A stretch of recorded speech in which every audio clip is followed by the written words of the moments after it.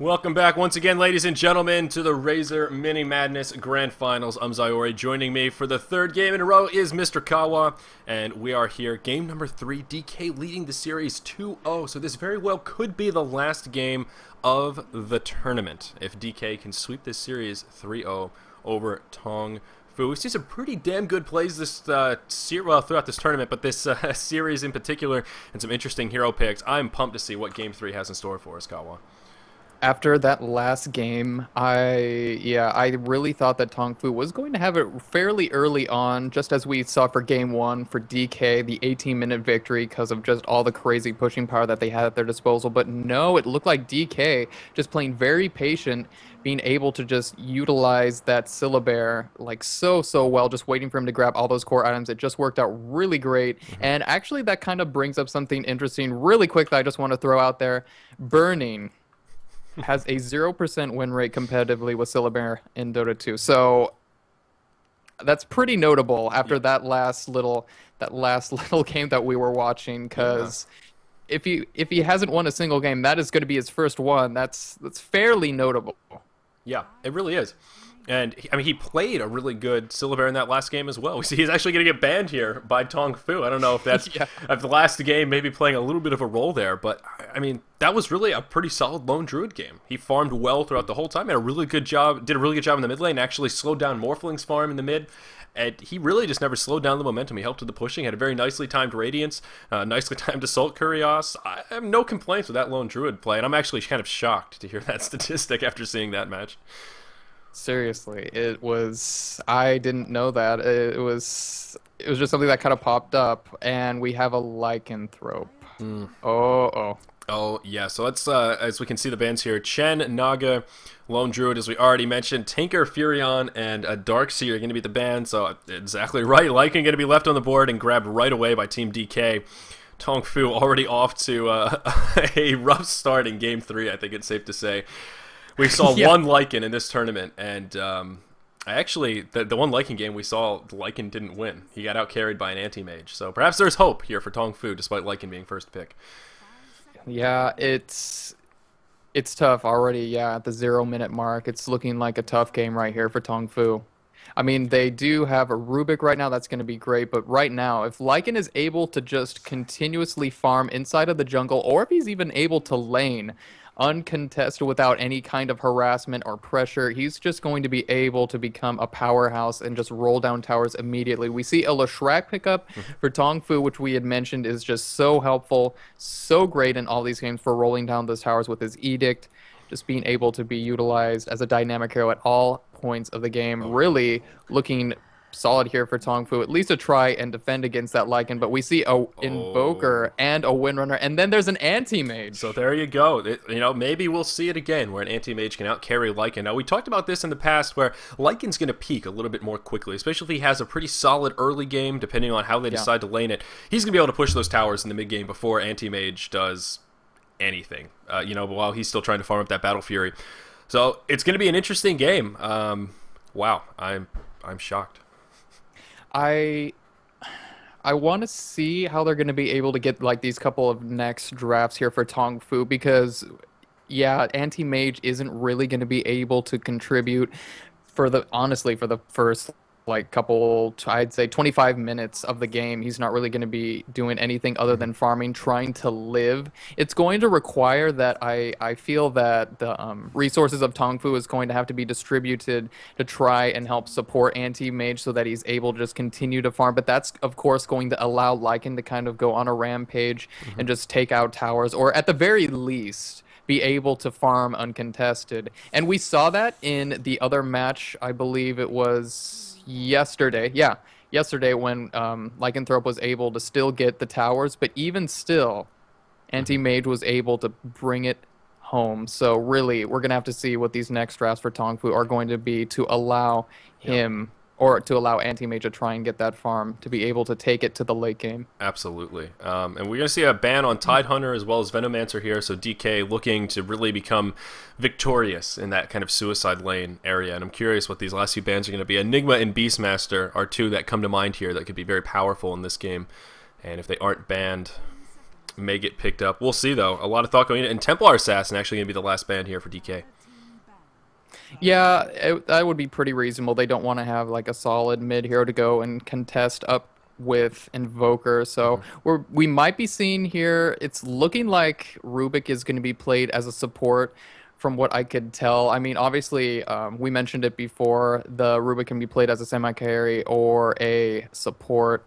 In that last game, he did very, very well as kind of like support inside the jungle, just doing the stacks on the ancients and everything, and it just allowed the mid to just do crazy amounts of damage, the Syllabear. Yep. But really, I think that the Rubik is going to be played as a support here. I don't take my word for it yet. We've got to see who these next two drafts are going to be for TongFu, but well, it's just what it's kind of feeling like. I mean, we did see a Suicide Rubik in the last game, so certainly not out of the question. Yeah. There it is. Yeah, DK going to pick up that Enigma. And like I said, seeing that ban on Tide, they're going to try and get a bit of an advantage in the Suicide or force Rubik into the Suicide, and now they're going to take kind of that team fight presence advantage with the Black Hole. Of course, no Ravage there to counter it, so I like where DK's draft is heading.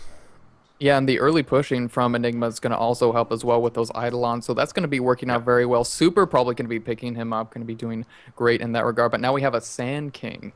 Yeah. Sand King pickup for TongFu. So very well. Could be a tri-lane with that anti-mage to get him farmed up.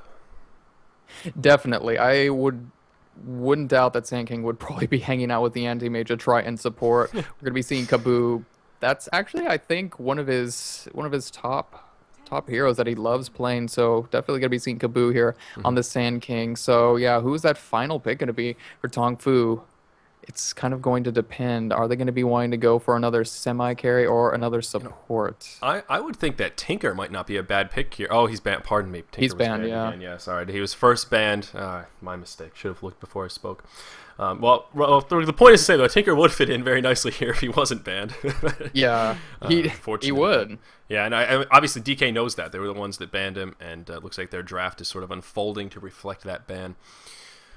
But what is DK going to do with this last pick? I mean, really, it's because of the Lycanthrope, because there's an anti-mage in the game, you have to win unbelievably quickly. Yeah. Otherwise, it's Shadow just... Shaman's banned out, Veno's banned out.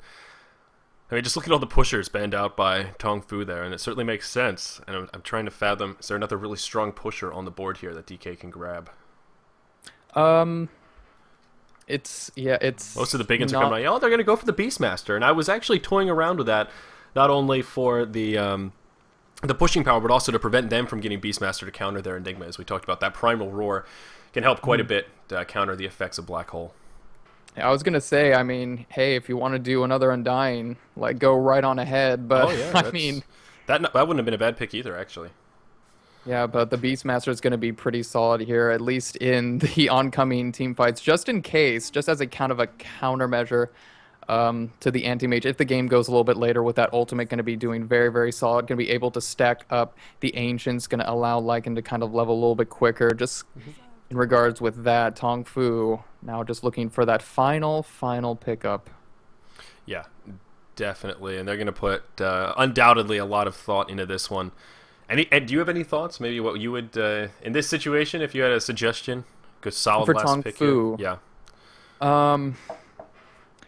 I mean, what I'll see is like a Crystal Maiden Sand King anti as kind of a defensive tri-lane usually. So much squishy support already, though. Yeah, but that's the point. It's a little bit too squishy for that in particular, so it's kind of hard to judge how that's going to go. We already see the Windrunner up there for DK, so yeah. it's hard to say. I mean, honestly, the Venomancer also getting banned out, that would have been just a sweet...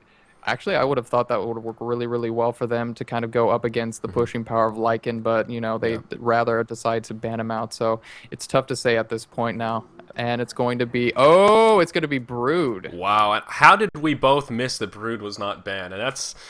Oh, yeah. I'm used to being able to see the hero pool to see who's not picked as kind of a refresher. So that was sort of like, all right, I have to remember all these heroes. And Brood, wow. I think that is a fantastic last pick and fit into this roster quite nicely.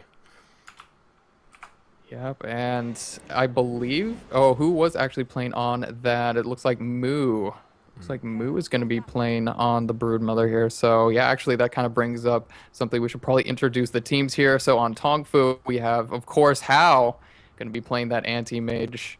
And we also have Awoke here going to be playing the Rubik Kaboo as the Sand King, Moo on the Broodmother, and finally Sansheng as Leshrac. Absolutely right. And down here on the Radiant side, we've got Burning playing the Lycan. Long DD going to be playing the Beastmaster here. In the mid lane, we do have Super on the Invoker. ROTK going to be playing that Enigma. And last, we have Zippo in control of the Windrunner. So, any thoughts just overall if one team is outdrafted the other? I mean, do you think this will be another case where Anti-Mage will outcarry the Lycan? Or do you think DK actually has enough pushing power to win this game fast enough to just mitigate all of Anti-Mage's scariness? Or I feel like TongFu have a little bit of an advantage here, especially since they've got the pushing or the split pushing of the Broodmother going to be able to distract DK into another lane, or at least she's going to be able to kind of farm and push in lanes without a whole lot of pressure. We are going to be seeing probably inside of the middle lane here. Hao is going to be inside the middle with a little bit of a dual lane, probably support here from Awoke.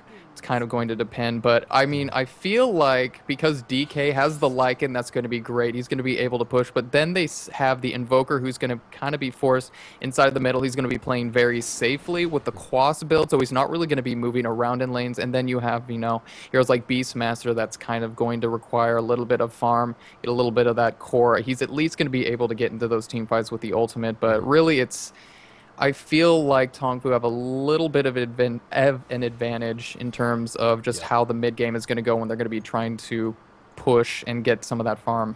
Absolutely, and I think the point you made about Broodmother sort of counteracting some of those pushing efforts is really spot on. It's going to allow TongFu to have some pushing presence of their own while the remaining four keep that anti-mage safe.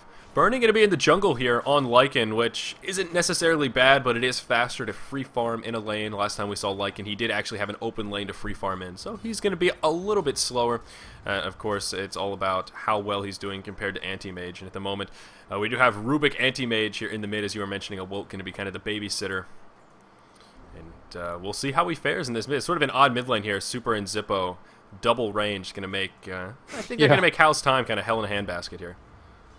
A little bit. I mean, honestly, Super, both range, it's going to be making it really difficult for Hao to try and like get up there to farm without getting extremely like pressured quite a bit. So it's tough. I mean, are we going to be seeing him go for like a burning build here? That kind of wouldn't make sense. I mean, there's a way to build anti-mage that kind of puts 1/1/1 in all of these first skills here, the mana break, the blink, the spell shield, and then just kind of leveling up the stats for some of that extra armor and survivability, because you've got a lot of physical damage coming out here from DK inside the middle lane. And I was going to say, I mean, is this one of these games where we may see Hao actually go for a fast Vanguard before Battle Fury, or is that kind of a build that's been phased out?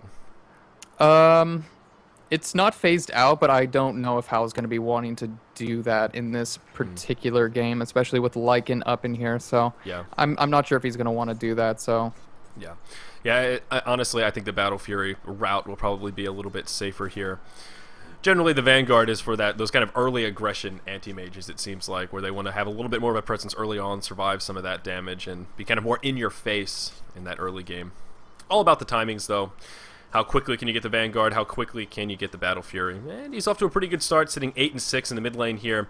It's just him and Super going toe-to-toe right now. So they're pretty even. It's kind of going blow for blow. Down to the bottom lane, looks like things have been shifted around now. Awoke going to move down and kind of support Moo a little bit. Zippo going to do the same and support Long DD. Seems like a fairly even lane down here as well. Yeah, we see Moo here just picked up his soul ring. Looks like him and Awoke are going to be doing pretty good so far. It's just duel versus duel, so we're going to be seeing eventually ROTK just bringing up inside of the forest, bringing up that lane, make it a tri-lane, and try and push in this tier 1 tower. But it's going to be tough because, you know, Moo is there. He has the broodlings, going to be trying to be as annoying as possible. There is a sentry laid down, though, so they're just going to be aware of everything that's going on. So that's just going to kind of allow here Sansheng up in the top lane to just kind of hang out. Yeah. He's just kind of doing whatever. That seriously, I mean, him and Senking are really just sharing farm up here, or at least they were. Senking's moving around a little bit. Caboose sitting on 12 creep kills at the moment. Yeah, now Lesh and Shang going to be able to pick up 12 creep kills of his own. So they're just going to sharing is caring up here in the top lane, apparently. Yeah. Totally abandoned. Double junglers, which is sort of interesting. DK's ROTK as well as Burning here, both sharing the jungle, not doing any sort of super aggressive jungling, but they are going to share in the farm.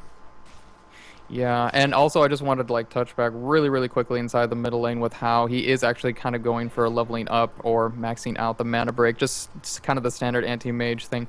I just brought up the burning build just as like kind of like a means of something he could possibly go just in case the lanes inside of the middle for DK we're going to be applying all that pressure with the physical damage and everything. He's not looking like he's going to be going for that because, you know, they kind of shifted away inside the jungle. They're going and everything, so, you know, that's going to be working out great for them. We see Kabuk trying to make, or take away, I should say, the creep lane. You could allow Sanshen here in the top lane to just take out that tier 1 at the 4-minute mark. Yeah, and there it is. Tower going to go down. He's been leveling that Edict, sitting level 3, and a great early tower kill, about 4.5 minutes. Well done by Kabu. A little bit of a crafty micro play there, but nicely done. That's going to boost up the team. What's so great about that early tower is they've got the anti-mage, and that bit of gold is going to help him so much. I mean, he's doing okay in the mid, but wow, that's just going to boost them as a team. And how much of an impact does that have? Yeah, there is a nice 750 gold dip or so in favor of the Dire across the board. So very nicely done. In the bottom, well, they're hanging on there, but it looks like Brood as well as Rubik starting to get the better of the lane a little bit. They're pushed up against the tower. All of the trees are dead.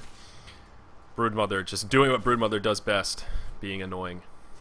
Yeah, and I mean, honestly, we could see, you know, Burning here with Enigma just at any moment just kind of force this back immediately. That'll probably happen within the next, I'd actually say probably around the next minute or two if they wanted to. I mean, that would just be for Enigma, though. Burning, of course, going to be wanting to try and get level 4 for his wolves and then get that, not the Vanguard, but the Vlads as fast as possible to get the Aegis, but still, like, he can just shift gears immediately here for ROTK into the bottom lane to try and prevent that crazy pushing from Mu. Yep.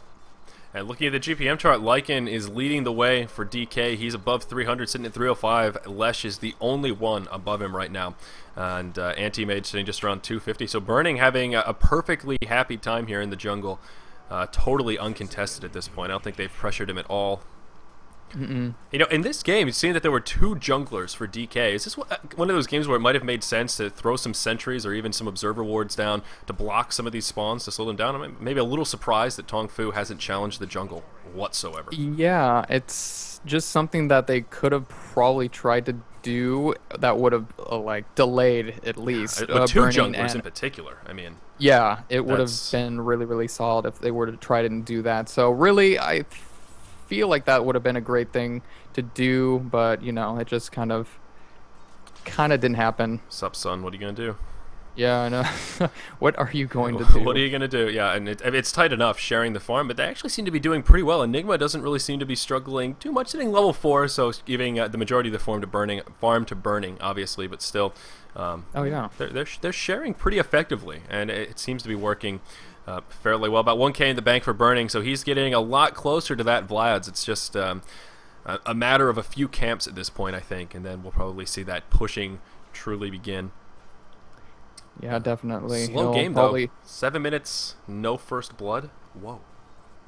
Oh yeah, now that you mentioned that, that's kind of interesting because usually we would have seen something happen within the past couple minutes, but no, both teams actually playing very safe. Yeah, and I mean, well, it's just so different for this series because the first game was an 18-minute GG. I mean, at this point in the last game, we had like 4 towers down total. Now we've seen 1 tower kill, and that's about it. Just taking it easy here. Everyone's farming, doing their thing. We have the Vlad's up for Burning now, so that's going to be great. He's probably going to be looking for that smoke to try and get in there safely because they do have the jungle warded here. They do have this area warded, so they're going to be able to kind of see him try to go for it. Actually, there's a little bit of patch of darkness here, just in case he wants to try and go into the Roche pit.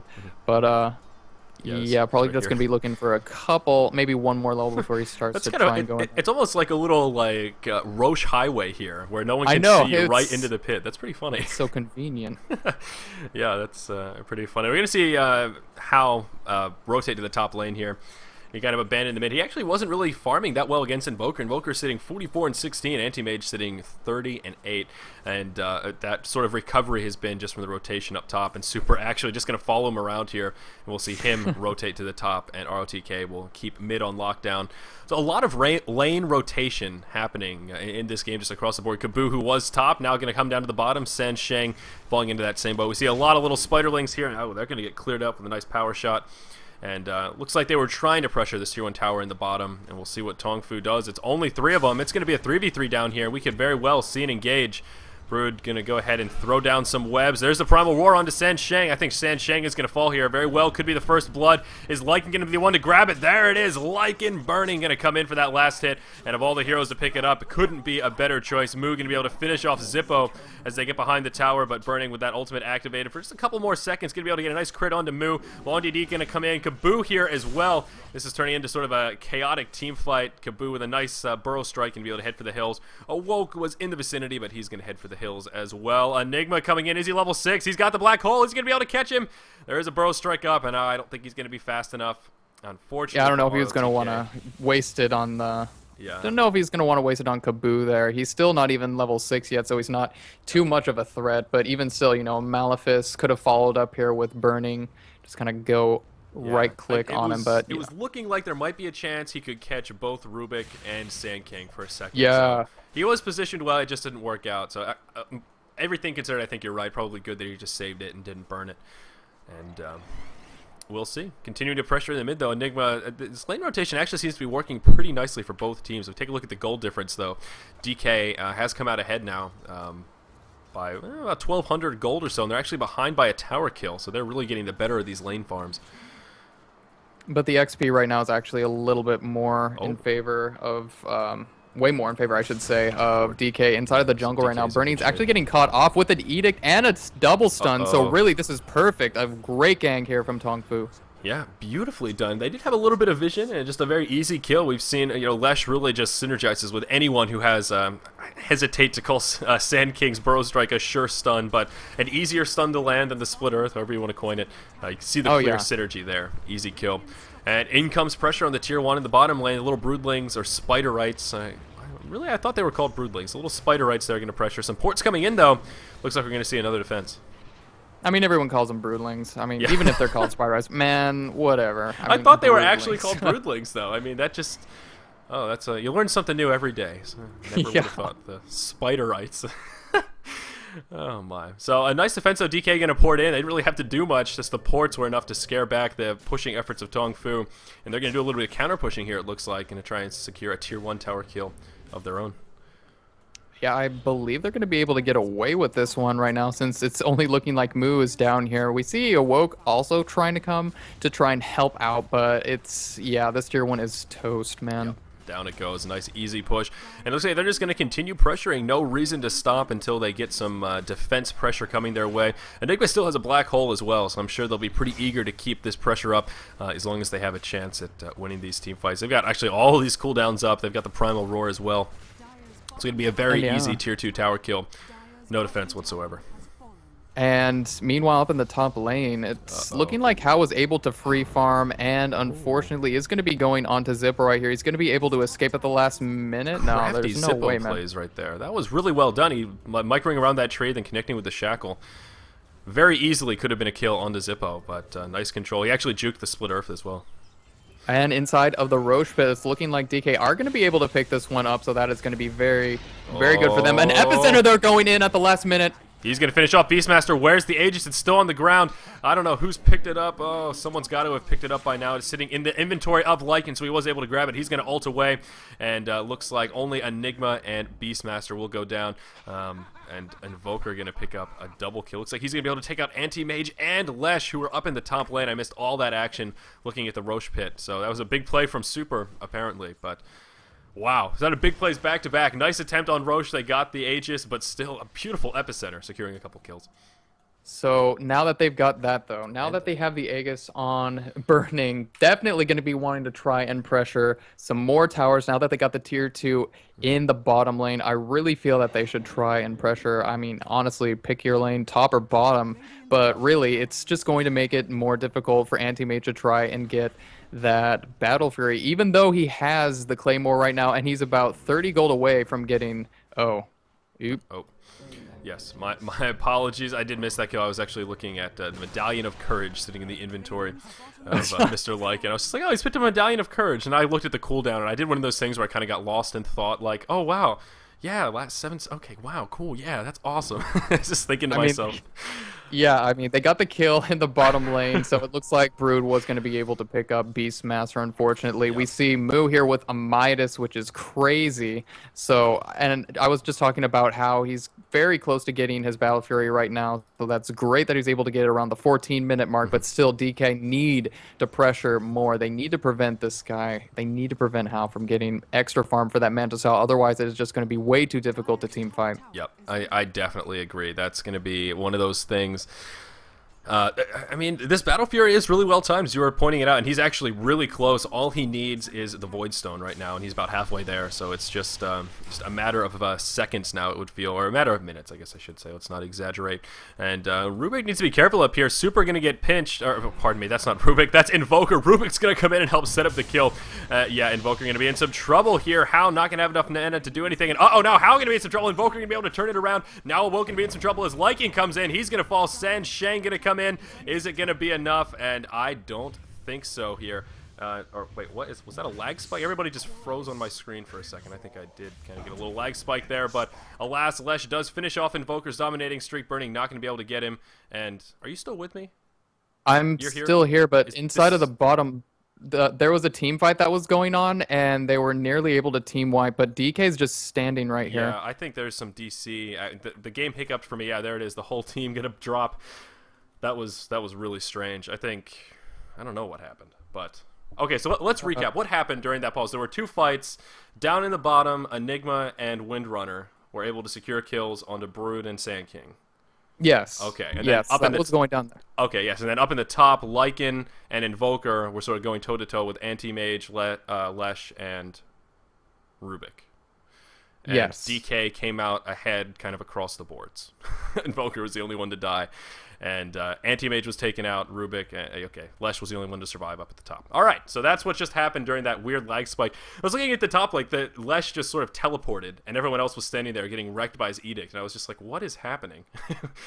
Yeah, that didn't make any sense. I just trying to do the play-by-play, I was like, wait, are there, like, some new spells here that I'm not privy to, or what?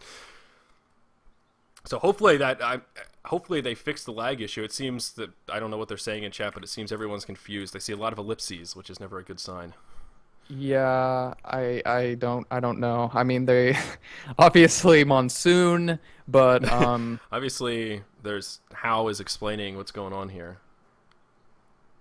Okay, at least we're going to be able to continue with this though. Okay, but after that last engagement though, I've got to say, like, what? Okay, wait, sweet. How did Invoker just die? Invoker died to Lesh. He was the one that was standing in the edict that I was talking about. I was like, wait, that right when he died was right when I was like, wait, what the hell's happening? Invoker probably could have lived through that. And then all of a sudden, Lesh was just like on top of him, and he was dead. And I was like, I don't know what happened to Invoker. He just he just keeled over. He just unplugged his computer and said, screw it, I'm done. That's really what it looked like. And I guess that's probably fairly reminiscent of what happened in the grand scheme of things. Yeah, altogether that was very confusing. But at the very least, DK in that last engagement, very great for them. They should continue, and I was going to point this out before, that massive spike. Whoa, is that an epicenter? Oh, yeah, that was an epicenter inside of the camp right there for the stack, so it looks like Kaboo was just going to farm that up.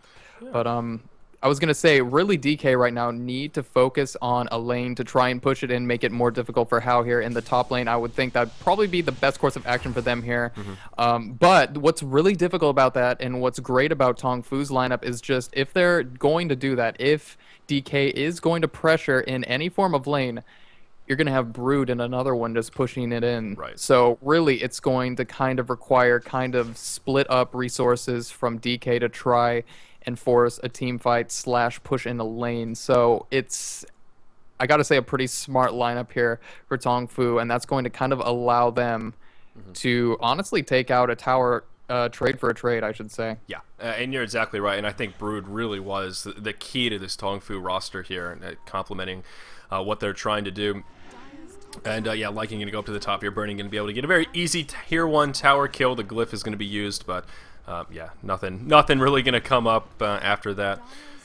Anti-Mage, unfortunately, that DC did set him back a little bit. He just now picked up the Void Stone, and he would have had this Battle Fury at least 2 minutes ago, had that weird DC death thing not happen. Well, I guess he kind of died. Well, it's hard to say. I guess he died kind of before some of the DC action, but still, that did set him back just now, finishing the Battle Fury. Points to same, and just a couple creeps off of level 11. So, Anti-Mage still in great shape, man. His farm is definitely continuing to be a little scary, though Lycan is pushing 500 GPM at the moment. Yep, inside of the middle lane now, looks like DK is kind of just throwing up the pressure into the tier 1 mid, and that's kind of going to force TongFu here to kind of respawn very, very quickly. Zippo in the bottom lane, so this is going to be good. At least she's going to be able to hang out down here to try and at least prevent the Brood from pushing in the tier 2 tower. So it's already looking like a lot of pressure here inside of the middle lane. Long DD with that double damage, and really, Kaboo, after wasting the epicenter on the stack, he's not really going to be able to engage here for another 10 seconds. Yeah, that's really unfortunate, and it was kind of a good idea to clear the stack, but you're exactly right. He does have that Blink Dagger, as mentioned, so we'll see. There's some opportunity for a nice initiation. Don't forget, ROTK has his mech now, as well as a Black Hole still off cooldown. Going to be a very easy tier 2 tower kill for DK, it looks like. Brood's still not even that close to the tier 2 tower down here in the bottom lane. So even if they kind of race this against Brood, they're going to come out way ahead. By they, I mean DK, and they still have all of these cooldowns up. That's really the scary part here. They're able to press her take out 2 towers without using any of their big ultimates here. So we'll see. This is going to be kind of interesting. Brood is now pressuring that tier 2. It's starting to take some damage, intercepting the creep wave. If DK wants to pressure this, I think they need to start hitting this tower soon or venture back and save the base. Meanwhile, at the top, Hal pressuring. It's a 5v3 in this mid lane. They need to commit to something, whether it's defending or going. They need to make something happen. Looks like they are going to commit to some defense. They're going to port back, and looks like they may actually save the tier 2 tower. So they didn't lose anything, but some indecision coming out from DK. A little bit. That kind of was a little bit pricey. That's kind of going to force the tier 2 inside the bottom lane very close to dying, and also just allowing how to continuously farm uncontested in that top lane is just something you don't really want to do. And if you do that, you should. I mean, I thought they were going to at least go for the tier 3 inside the center lane. They were poised to do so, but it just kind of didn't happen. And I mean, I would agree with that, but I mean, at least for some TPs from Hal, I mean, that would have been pretty solid. Right. But I mean, with the knowing that it's a 5v3 and knowing you have a black hole and everything else, you know, the Lycan ultimate, I mean, you could push up and at least, like you said, yeah, force the port back, force them to use some of that gold. I 100% agree. Do you have a smoke up, though? Looks like TongFu trying to get a little bit aggressive here. Kaboo, Awoke, and San Sheng going to be kind of the pain train. Unfortunately, though, they're going to be a little bit disappointed when they find that there's a lot of support around. Long DD going to be able to survive a beautiful Force Staff to keep him alive. Now they're going to turn around on Kaboo. A beautiful Shackle Shot going to connect Kaboo and San Sheng. Of course, San Sheng going to fall here. Now Brood may fall shortly after. See the ping coming down, and yeah, they want to commit to this Brood Mother kill. And that's going to be the end of Moo. Enigma going to be one to pick up that kill. That's going to be a 2-for-0. A noble effort from TongFu, but unfortunately walking in blind was not the smart choice. And in the top lane, Hao is now continuously aggressive on that tier 3 tower. It looks like the only person here to try and prevent that is going to be burning TP up here for Enigma. So at least he's going to be trying to take him out here. There goes the ultimate activated for burning. He's going to just chase him down. He's going to be able to blink away, though, because, you know, anti-mage. And it looks like he has a Necromonicon level 3 here for Lycan. Ooh. Yep. So this is a great decision by Burning. He's going to be able to, in any lane that there is going to be a Brood Mother, he's going to be able to just find it with that True Sight. And really, I feel like he's going to be trying to press in this tier 2 tower here. Yep. Yeah, it feels like the level 3 Necro book is almost like taking out 2 birds with 1 stone. It's going to let Burning push nice and aggressively like they want to do, but as you mentioned, also going to counter Brood Mother a little bit. So really a great item pickup here. Couldn't have made a better choice. We'll see. I still think DK really needs to kind of flip that switch and get more aggressive about pushing. I mean, they're doing well now, but they need to keep up that momentum, I guess, is a better way to put it. If they take out this last tier 2 at the top, I think they need to get some racks fairly quickly here. Woke going to be in some trouble in the mid lane. He's going to fall, and Invoker going to be able to grab that kill. Very nicely done. Broodmother going to make a nice item pickup here, and a Necro book going to be picked up by Beastmaster as well. So plenty of pushing power coming out for DK. And yeah, he's still keeping up the pressure up in the top lane. Only How is here. It looks like ROTK going to be placing that ward defensively, or offensively, my apologies, and he's going to be able to just try and go on How. Ooh. Malefit's not going to be able to connect, unfortunately, but they will be able to take out this tier 2, and that means now they pretty much have every tower, not pretty much, but they have every tower here for the map. So TongFu now kind of, I wouldn't say blind, but I mean they got a little ward right there in the bottom lane just to kind of pick up, you know, the haste. Oh, there's the haste. The Roshan is going to be available within the next couple of seconds, and I believe DK are going to be pushing this in right now, and this is kind of risky, especially since we've got a Roshan coming up right now. That Aegis is going to expire soon, so Bernie needs to be very careful here. They're going to be able to drop this tower like butter to a warm knife, though. A beautiful epicenter going to come in. Kabu going to fall shortly after. He's going to be able to do a lot of damage. Not going to secure a kill quite yet. Still no black hole used by that Enigma. He's got the blink dagger. Still yet to use it. They might not even need it. This is going to be a wipe so far. A 2-for-0 exchange. The top laner Rax going to fall. Lesh going to buy back right away. But I don't know if it's enough. How going to come in here? He's going to try and make something happen. He's going to drop the ultimate onto Super. Still not enough for a kill. Not the best defense from TongFu here. Losing that melee Rax really hurts. Yeah, TongFu, or not TongFu, but rather How was not in that team fight at all. He was just trying to push in the middle lane. Meanwhile, in the bottom, Mu was... Oh, for some reason I saw the animation for the tier 2 tower going down right there. Oh, yeah. So it looks like they were actually able to take it out.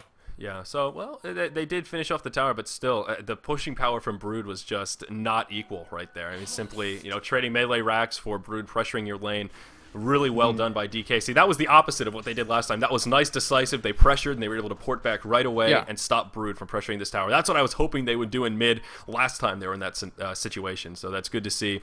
A little bit more decisive action from DK, and they were rewarded promptly with a melee barracks. TongFu now actually going to take out the Roshan. This is going to be great for them to kind of switch gear to try and bring more pressure on their front, but it looks like, oh, is DK aware of this? There's the black hole. No, it is on cooldown, unfortunately. Oh, no, and ROTK going to get taken out. We'll see how this fight continues here. Now, Sen Sheng kind of out in the middle of no man's land. He's going to be in a little bit of trouble, and Windrunner's going to be able to pick up that kill. Anti-Mage going to pop back up, and he's going to blink back very defensively. So the Aegis was burned, luckily, for DK. And was there also a buyback on their team? Did Enigma buy back? It looks like it. Yes. Yeah, there it is. So... I guess sort of a victorious team fight for DK, sort of a bittersweet exchange there. They did lose Roche, unfortunately, but they also burned the token and finished off Lesh, so it feels like kind of a break-even to me. Yeah, and DK really are probably going to be trying to pressure inside the middle lane now, and that is pretty much where their sights are being set. There goes the power shot. They're going to be able to get vision. In the bottom lane, Kabu's going to be the only one down there. Epicenter is going to be available for this next team fight, so really, they're going to have to rely on this epic Epicenter in order to just keep them in this game. And here we go. Here comes the pressure. Yeah, How got engaged on, so he's forced to blink back at the very beginning of this fight. Just look how fast this tower is going to fall. There's no glyph up. Nothing they can do to keep this tower alive for now. Mu trying to go in to make something happen. There's the Burrow Strike. Epicenter going to fall shortly after. A beautiful Epicenter. That's going to secure kills onto Super ROTK and Beastmaster. It's looking like almost a clean sweep here for our Dire side. This is the defense that they needed to make this happen. The only survivor is going to be that Windrunner, and I believe Invoker's bought back. Yeah, that's going to be the case. So very nicely done. That Epicenter couldn't have come in a much better position, I don't think. And that is what just helped them defend that. That was a very, very good one from Kabu right there. He now has level 2 for his Epicenter, so it's just getting better and better right here for TongFu. As long as they keep this up, as long as they have this defense, they're going to be able to stay in this and really make it difficult for DK to try and win this third game. Yeah, it's definitely looking a little more difficult. Just that one melee Rax, that's a step in the right direction, but it's still pretty early, and it's only 25 minutes in, but it's getting to that point where the scales are starting to tip. That Lycan, who was so powerful 5 minutes ago, is now starting to look a little bit less scary in the eyes of this Anti-Mage, who's got his Manta complete now, as well as his Battle Fury. So that I guess scale is really the best way to put it. Starting to tip, and things starting to look a little bit more scary for DK, despite still having a pretty significant lead. About 5k gold and about 5k experience as well. I'd say DK needs to continue to keep the pressure inside the middle lane. They were able to at least take out the tier 3 tower, but still the Epicenter is on cooldown. That is what allowed them to win that team fight, but really I do feel that they could probably go for it right here. They are going to have Enigma's black hole up, so that's going to be also a different factor. They have a smoke going up right now. I think this is what they're going to need to do. Yep, they're going to smoke up, and we'll see where they end up. I guess it's moving on. Looks like they may try and put some pressure onto Brood down here. Brood's also picked up an Orchid. I don't know if we mentioned that, but yeah, Midas into Orchid is not... Is that... I don't think that's a typical Broodmother build. Well, I mean, Midas, it's going to allow you to get the Orchid a lot faster. So Orchid is a standard build for Broodmother. The Midas first. I saw some people in chat questioning that, like, Midas first on Broodmother? That seems a little funny. You did mention it earlier, and I kind of skimmed over it, so... Yeah, it looks like they're trying to pick off... Oh, they might be able to pick off Kabu right here. Uh-oh, yeah, Kabu going to be in some trouble. That goes all of his mana thanks to that EMP, and he's going to fall. And now Enigma going to go in here. He does not have enough mana for the Black Hole, though, unfortunately. Anti-Mage did a lot of mana burning. It doesn't matter, though. He's going to fall. Lycan going to be able to finish him off with that ultimate. Bit of an overcommitment from Anti-Mage. Just didn't have the team support. We see the remaining 3 members of our dire side still happily in the base. And oh, that fight's going to allow Invoker to finish off that Gwynsu. That's going to be huge. They have a Skull Basher here for Broodmother, but even still, now that the Anti-Mage is out of the game, they're just going to continue press in the middle lane. So this is not going to be looking good here for TongFu. They are going to lose this middle Rex. They do have a glyph. That's not really going to matter at this point. They're going to try and use it, but it's just going to kind of protect it for a couple seconds, and it's looking like that melee Rex is going to be going down. Absolutely right. Anti-Mage still dead for another 20. He does not have enough for a buyback. And yeah, you're exactly right. The glyph just buying them a couple seconds worth of time. Nothing TongFu can do here. They really can't engage this. They need that Anti-Mage, and now they're really stuck between a rock and a hard place. Is there an epicenter up? There is. But Sand King, I guess he's just trying to position in case a bottom lane push, just trying to avoid death. I don't know. Now that that mid lane of Rax has gone down, that's exactly what DK needed. If Anti-Mage didn't get picked off there, that fight would have been so much different. Now with 1.5 lanes of Rax down, I don't know. Enigma's still got this Black Hole. They're going to reinitiate. Enigma's going to go in. Not going to use the Black Hole quite yet. Sen Shen going to get dropped before really anything else happens in this fight. Now Kabu as well as a Woke coming in. Looks like that Epicenter did connect it a nice bit of damage, but it's just not going to be enough. The sustain is there for DK. The mech keeping them topped off. And yeah, it's looking like we're getting close to GG territory here, Kawa, as DK pushes in and pressure that bottom tier 3. They just should not have gone down below those steps. They just completely took advantage of it, and it's looking like that is going to be pretty much mega creeps going up right here for DK. Yeah, very well played. You're right in that just that one fatal misstep going to those steps without any vision gonna cost them the game. Yep, there it is, the GG coming out from Moo. And Enigma, did we even see a Black Hole once this game? I'm not even sure we did. Yeah, it... I think we saw him attempt it once, and it got interrupted right away at the Roche Pit, and that was about it. That was the extent of our Black Hole. I mean, still a great game by Enigma. It's just interesting that he didn't even need Black Hole to dominate these team fights. Oh, my. But that's going to do it, guys. Yeah, the throne going to get taken out, and that is going to do it for the Razer Mini Madness. Again, a best-of-5 finals. DK going to be able to take it 3-0 over TongFu. And I have to say, Kawa, it really doesn't feel like saying a 3-0, it's like, wow, TongFu got wrecked. It really doesn't feel like it. It felt like kind of an even series where DK just kind of whittled their way ahead in every game. Well played by both sides. DK, you got to hand it to him, man. 3-0 in a best-of-5 is not an easy feat. That was great. I really thought it was going to be a lot closer than that, but no, DK just completely took it over 3-0. That was really surprising. I also was trying to gift everybody an item in this game, and it didn't work. I have that item. I was talking to you about it before. The benefaction. I was going to give like 25 people in here just like a little gift, but it just doesn't allow me. So, oops. Guess that looks like that's not going to work. Scratch that off the list of cool ideas. A noble effort, though. A noble effort. As I said, guys, that does bring us to the end of the Razer Mini Madness. It's been a hell of a tournament. We actually saw some pretty damn good games, and I'm really glad we were able to get so many good teams and so many good games in right before the International, too, because obviously this isn't really ideal tournament hosting time. So I'm certainly thankful for that. But Kawa, man, it's been an absolute pleasure. For our first official tournament casting together, all things considered, I think it went pretty well. We didn't really bump into too many hiccups along the way. Not too many. I mean, unfortunately, there was, LGD dropping out, and then we did have those 2 walkovers because of Mineski. But, you know, overall, things just kind of worked out really nicely within like 1 week. It was, yeah, it was a pleasure. It was a pleasure casting for this tournament. Yes, that's a great way to put it. Of course, guys, follow both of us on Twitter at KawaCast, at Zyori TV. The VODs for the finals, as well as the VODs for all of the other matches casted on this tournament, are available on the client if you are so interested in purchasing a ticket for $1.99. And you can also check out the VODs on YouTube. They are cataloged on the It's Gosu YouTube channel, but they are also cataloged with spoiler control on the Zyori TV website. Links are in all of the YouTube videos, so you guys can check that out. Make sure you also follow at It's Gosu as well. Just going to switch over to this preset here so you can see where their stuff is. Of course, the brackets and everything else are available at itsgosu.com. Once again, a huge shout out to Razer for making the event possible.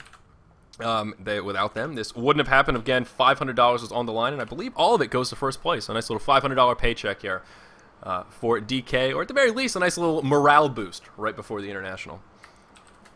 Definitely something that they need. Everybody needs kind of before the International, which is coming up in a little less than 2 weeks here. So really looking forward to that. Absolutely. Me too. So that does it for us, guys. Thank you so much for joining us here for the Razer Mini Madness. Big hearts for myself and Kawa. And we'll see you guys on another cast.